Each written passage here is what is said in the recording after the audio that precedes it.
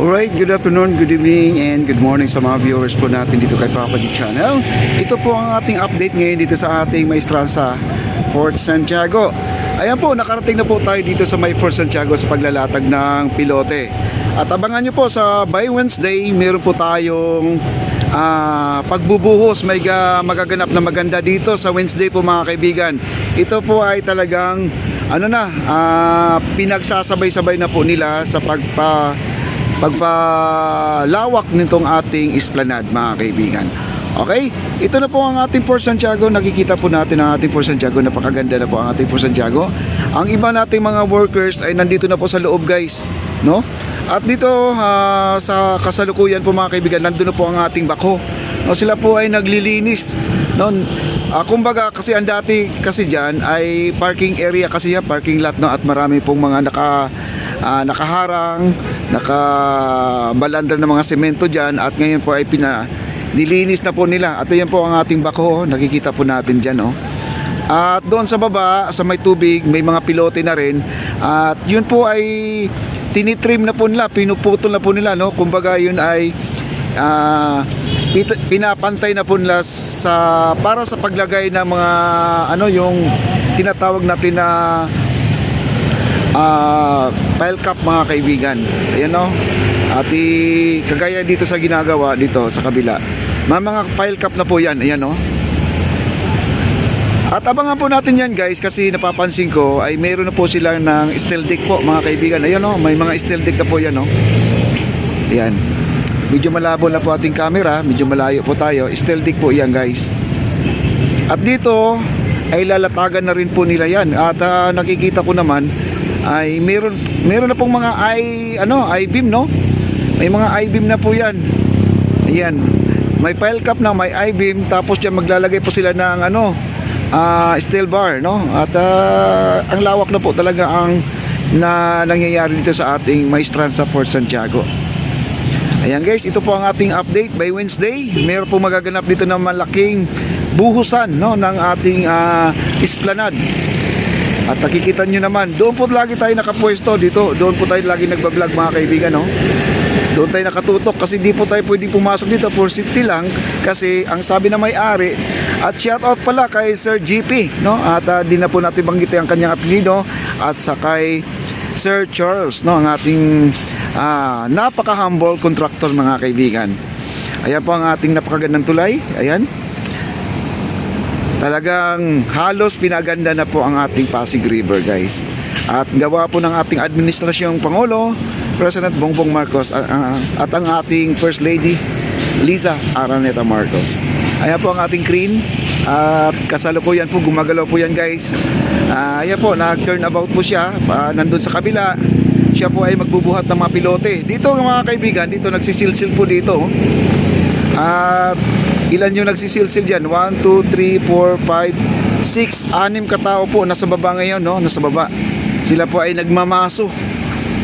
At pinapantay na po nila yung pilote. Dito guys, dito banda may mga pile cap na yan, no? Ayan, nabuhusan na po. Nakikita nyo may forma na tawag dito, yung plywood na itim, no? Itim na plywood na tinatawag na crocodile daw na plywood mga kaibigan. Yun po ang ginagamit ngayon dyan. At saka nakikita ko dito sa project na to ay napakabilis at hindi po tinitipid yung mga materialis. At nakita nyo naman ang mga gamit guys, no? Yung mga sinalpak dyan ay napakakapal. Grabe. Ito ang ating nakikita. Ito yung Fort Santiago. Ayan, oh, ang ganda na po guys. So, meron na po yung esplanade na yan. Kumbaga, ayusin na lang po yung daanan dyan. Yung boardwalk na lang. Ayusin na lang po yan hanggang doon sa dulo. Ayan, oh, nakikita nyo parang may bahay dyan, oh. Ayan po, bahay po ni yan. Napuntahan ko na rin yan, oh. Dyan yung makikita yung mga damit ni Dr. Jose Rizal mga kaibigan. Yung maliit pa siya, pati kama niya, nandyan pa, no? Ayan, at dubli na po. Bali magiging 5-in-1 na po ang ating pasyalan dito sa part ng ating Pasig River. At nandito na po yung Fort Santiago, no? Nandito na po yung esplanade natin, napakaganda. Nandyan na po ang ating Divisoria. Ayan, napakaganda.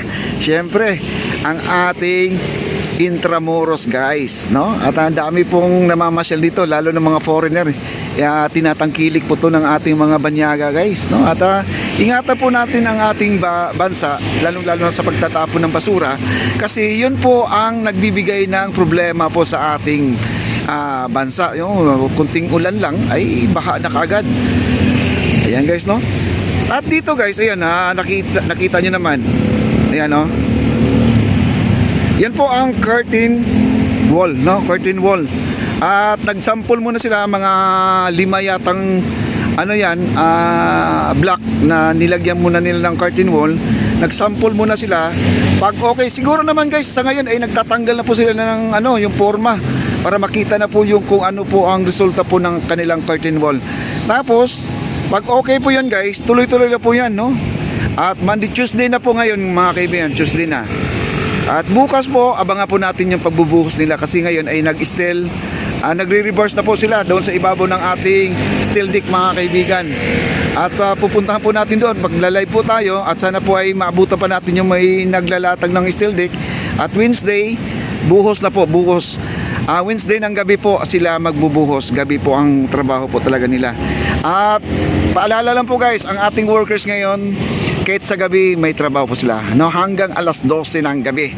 At gising po sila ng alas 6, alas 7, alas 8, alas 7 ay mag-uumpisa na po ang trabaho nila sa araw, no? Hanggang alas 5. At napakaswerte itong mga empleyado natin dito ngayon, ay napakabait po ang kanilang boss, no? At shout out naman kay Sir GP at Sir Charles.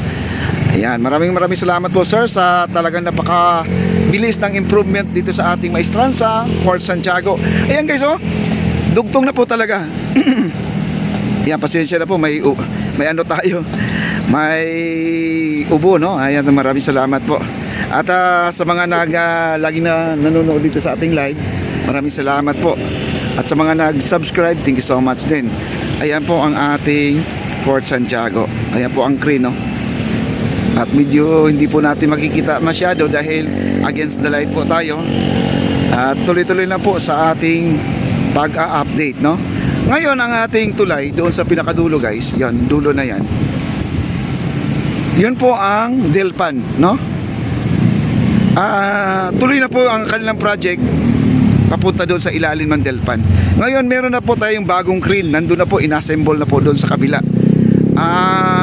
Ano lang po, syempre ang nagkwento doon ang pinaka-bossing talaga, no? Yung bagong crane ngayon, may bago silang nilabas na crane. Kasi itong crane na ito ay pasado sa kanyang trabaho, pero sa galaw ay hindi po pasado. At medyo may kabagalan daw yung yung pag-iikot-ikot daw niya. At gusto talaga ng ating boss ay talagang mabilis ang trabaho at may quality, no? Kita nyo naman, napakaganda po itong ng ating esplanade mga kaibigan.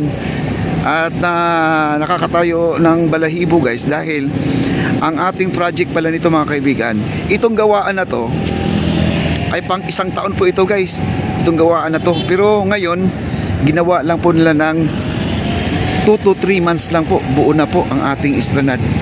Yun po ang sinasabi natin buo na, yun pong naploringan na, no? At na baluster na. Pero yung finishing, yung sa paglalagay ng bumanite, cobblestone, kung ano-ano man yan ang pwedeng ilalagay dyan, ay finishing na po yun. Okay lang yun, umabot tayo ng 4 to 5 months, okay lang po yun. Kasi syempre, mas maselan na trabaho yung pagpapaganda, no? Kasi pinapakinis po yung ating nakikita. Syempre naman, tayo naman ay mahilig mag picture-picture, no? At mag selfie-selfie. Syempre naman, kailangan po ay magiging Instagrammable ang ating area.